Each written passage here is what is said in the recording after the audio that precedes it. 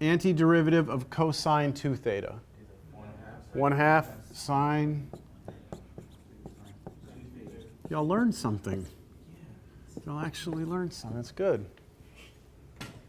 Y'all are following along at like exactly the speed you should be following along here. And then r squared over 2. Oh, but you have to put it in terms of x again. Yes, yes. Excuse me, I don't want to interrupt you, but I'm going to. Seriously, that phone right now is more important than proving that pi r squared is the area of a general circle?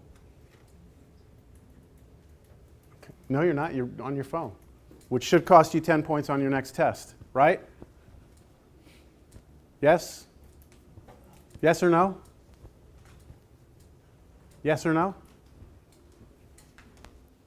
I'm asking you a simple question. It's on the syllabus. Do you agree? You're not even going to show me the respect of answering me? Pardon me? I don't agree with that. It's just You don't agree with what? My goodness. All right. We can talk after class. If you don't want to get 10 points taken off, you can talk to me. How about that? Sound fair? All right. So, theta. How do we get theta? Go back to our trig sub, which was x was r sine theta. X over r is sine theta. So what is this? Do you want to tell me what it is? Hello? What's theta? You don't want to share? No? Okay. What is it? Arc sine x over r. And then how are we going to get this? We can draw the triangle, but remember it's 2 theta. So what is this going to turn into? I think I need a new line. R squared over 2. This was arc sine x over r plus, what is this? Sine theta cosine theta. Remember, because this turns into 2 sine theta cosine theta, but then times the half, right? So we need to know what, does anyone need help, like where we are? We okay? All right. Sine theta, we know what sine theta is. But for cosine, I'm going to have to go to the triangle. Theta, sine, cosine is this one, right? Right? All right. Geez, this is a lot of work. Okay. We are doing what took thousands and thousands of years to figure out in like 15, 20 minutes here. So this is a good thing. All right, we have arc sine of x over r, and then plus sine theta you said was x over r, and cosine theta was root r squared minus x squared over r squared. Is that it? Are we there? Is that the antiderivative? I could move that through, but I mean, is that the antiderivative? Yes. That plus c? Yeah. We're all good with that? Yeah, I can proceed. Everything's back in terms of x. Okay, so the original integral that we were trying to figure out was the integral from 0 to r square root of r squared minus x squared dx, and we got that that was equal to this, r squared over 2 arc sine of x over r plus x over r times root r squared minus x squared over r squared. Why is that r squared? Where? The last r. Oh, wait, yeah. Shouldn't it be r? Was it r? Oh, yeah, Off our circle. Yeah, it was r. I don't know why I put r. Thank you. This is r. Yeah, because this was root r squared minus x squared. This was x and this was r. Yes, thank you. That would have caused a problem later. All right, and then what we're going to do here, that's the antiderivative, and we're going to plug in 0 and r. And the r is going in for what variable? Y? There's, Oh, well, my bad. what was our variable of integration here? X, right? So we're replacing x with r now. R is a constant. Oh, okay. Okay, so I'm going to come in here and I'm going to plug r in first. So let's talk about this. This will be r squared over 2, and then, okay, all right here, r over r is 1. Arc sine of 1. Arc sine of 1. Pi over 2. Good, pi over 2. So this is pi over 2. Plus, over here, r over r, 1. R squared minus r squared. 0, which kills all this off, right?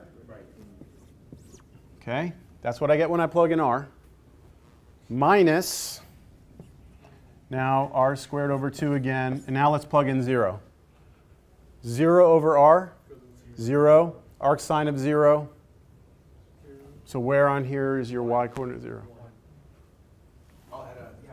What's the angle that gives you a y coordinate of 0?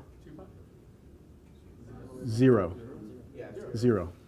So arc sine of 1 is 0, plus 0 over r, 0, and then this doesn't matter anymore, right? So all of that doesn't matter. And so your answer is what?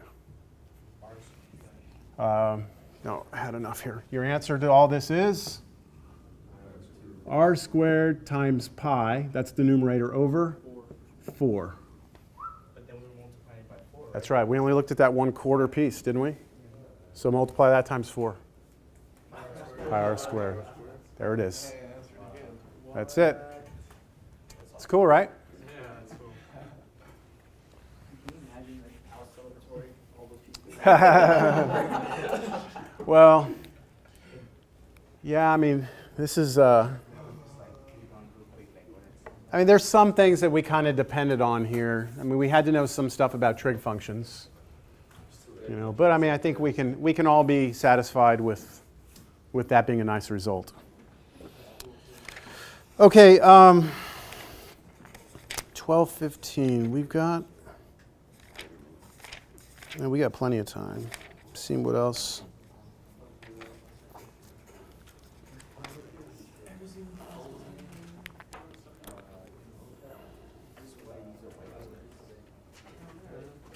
I don't ever use back pages.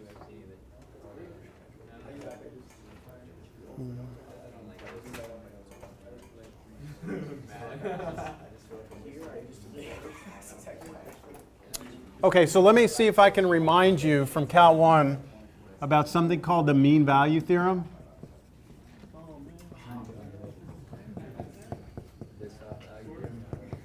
Yeah.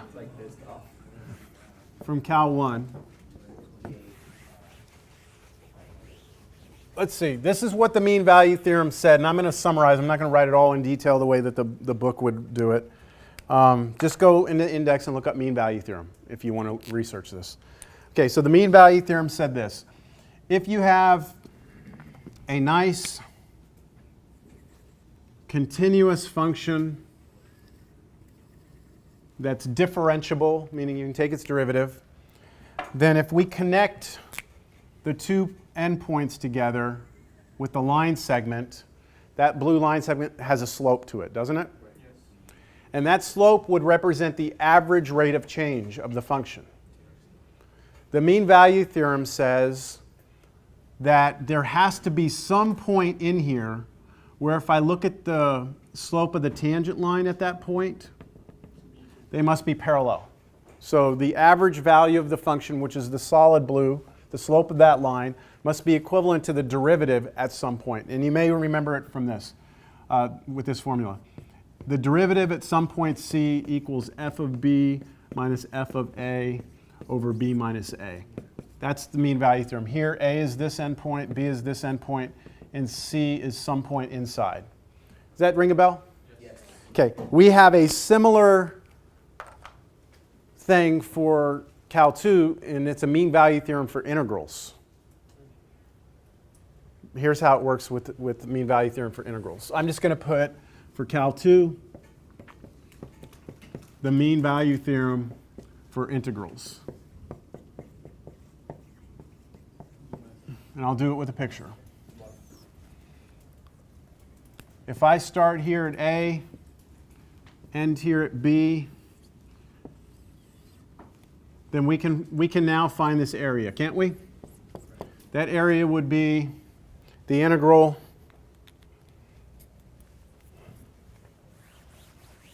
from A to B of f of x dx.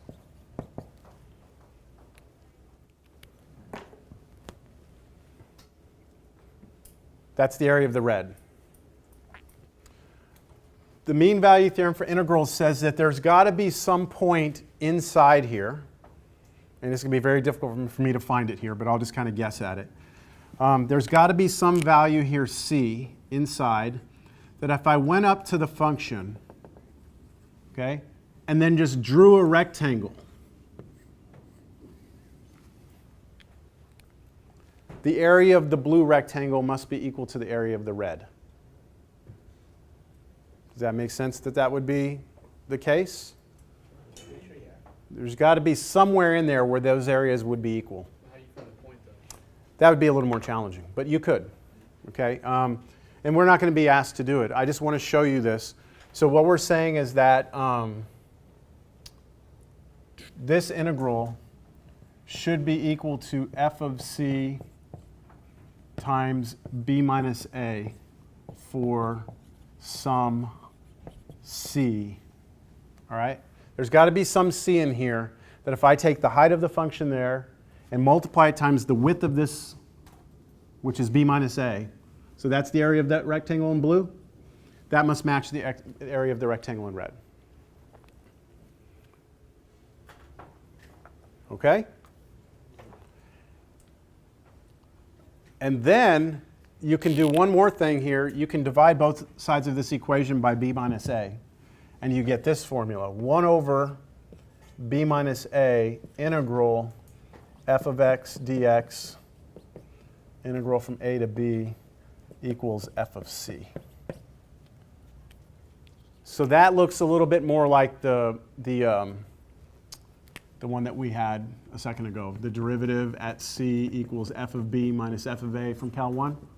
This is more kind of like that. We're saying, look, this the height of this function here, okay, the height of this function at this value c is equal to the area of the red divided by the width of this interval, b minus a. So these two things, do you see that they're exactly the same equations? Just this thing's got divided through on both sides? Okay? Just be aware. I'm not going to test you on this. I'm not going to ask you problems on this. I just want you to be aware of the mean value theorem for integrals, that there is an equivalent one in Cal 1 and Cal 2. And we could take the derivative of f of c and find c, right? You could take the derivative here. Right, and then just find c, right? Because that would be the c that works. Yeah, no, yeah, you couldn't. But you could take derivative here and then something would happen here. And you could, that's the way you would go about trying to get what c is, yes. But you would have to be able to compute this area. All right, so as far as homework is concerned, here's what I'm going to recommend you do.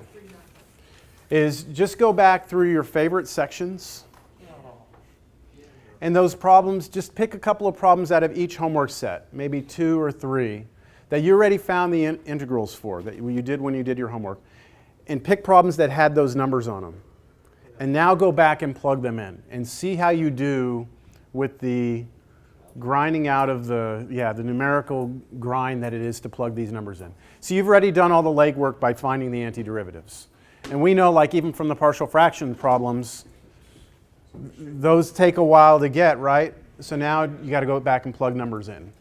And now your answers should match the answers in the back of the book. All right, so I don't really have a set homework assignment here other than to invite you to go back and practice. All right? 20 minutes.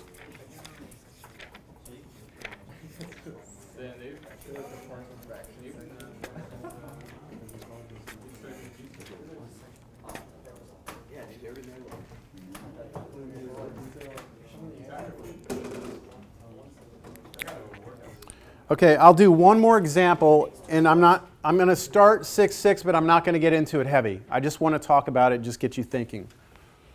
Okay, Professor, which one do we do right now? 5-3? This was like 5-2, 5-3, 5-4, all kind of together.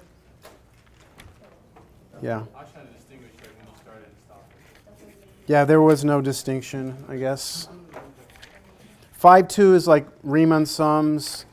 5-3, they talk about evaluating definite integrals, and then 5-4, they talk about the fundamental theorem of calculus. So it's kind of all in one here.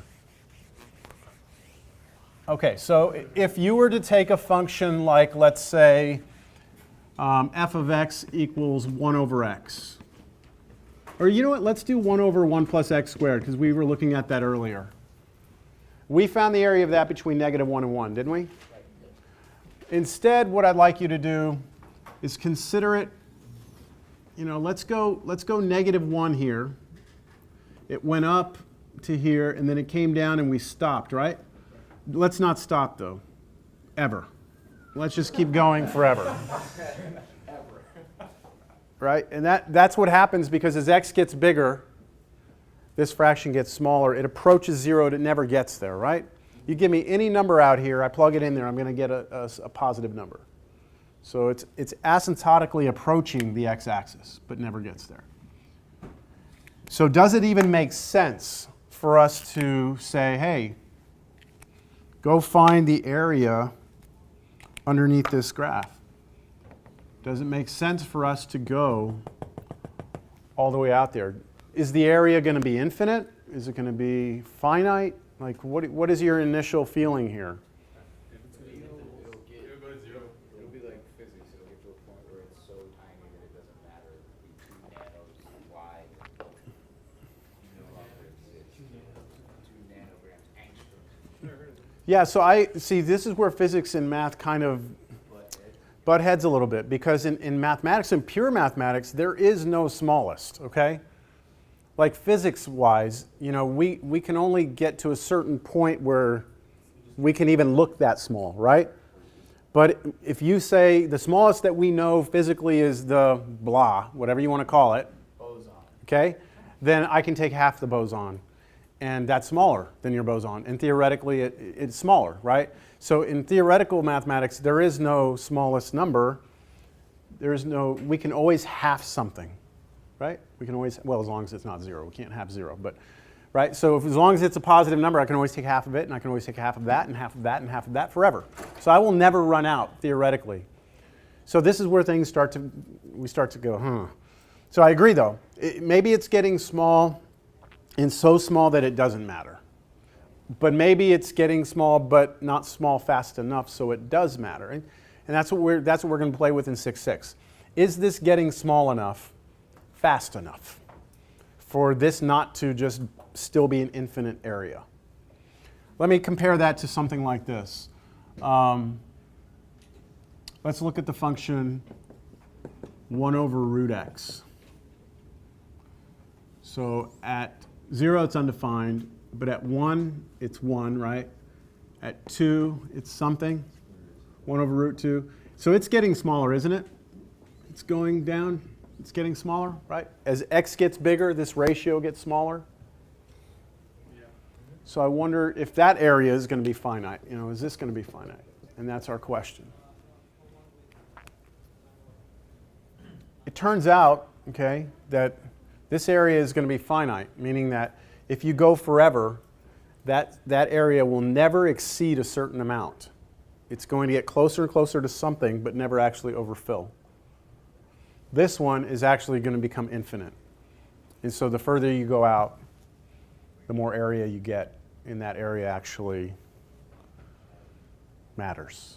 So without getting into the detail, I don't think I have enough time to actually start setting it up, because there's a lot of notation we have to use. We have to go back to limits. Because what we're going to do basically, don't get all upset. It's not as bad as you think. What we're going to do is this, is we're going to take the limit and we're going to let like b go to infinity. So we're going to say, hey, let's do the integral from a to b, but then let b go to infinity. and that will allow us to figure out what the area is. So stay tuned. And then we also have one more thing to address, which would be, what if you look at the function 1 over x, and I ask you to find the area between -1 and 1. What's the problem? You're undefined at 0. So if you were to graph this, you would have this vertical asymptote like this, wouldn't you? Yeah. This one actually goes this way, like that. So you're looking at like the area here and the area here. It might be 0. Well, we'll see. What if I made this 1 over x squared? It'll go up on both sides like that.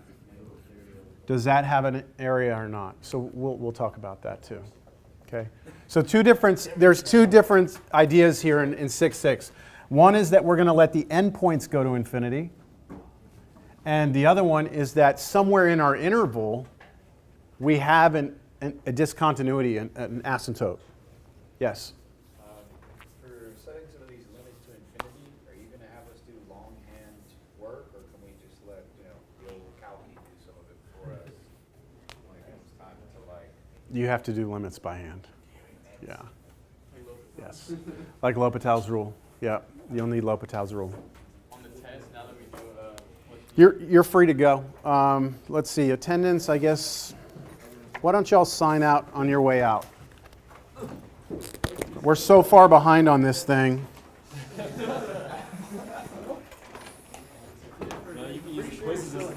I can use the quizzes, but we didn't do one today, so just sign out here. Yes. on the test, are you going to give us like partial fraction and stuff with A and B now? Because we know what it is now? Probably not. Yeah, I mean, the definite integrals, I don't know, maybe not. I don't know, I have to go look at some of my older tests. I kind of want you to focus on partial fractions, like getting that integral right. Getting the integral. Plugging in is, yeah. Okay.